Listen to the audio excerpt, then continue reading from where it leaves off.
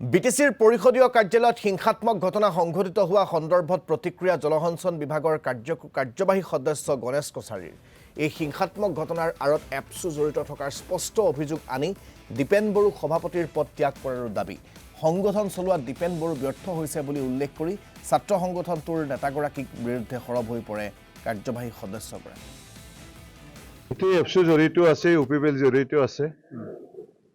আজি দীপেন বড়ো ডাঙৰীয়া আমাৰ বড়োসকলৰ ছাত্ৰ সংগঠন পবিত্ৰ যেটা ছাত্ৰ সংগঠন এপছু বড়ো নিখিল বড়ো ছাত্ৰ সন্থা তাৰ সভাপতি হয় এই পবিত্ৰ ছাত্ৰ সন্থাক আজি তেখেতে নেতৃত্ব দিব পৰা নাই। তেখেতে কৈছে এই মানে বিটিচিৰ যিটো এছেম্বলি হল তাত আক্ৰমণ কৰা হৈছে, সেইটো এপছুৱে জড়িত আছে। তাত দেখ আছে এপছুৰ পতাকা উৰি আছিল।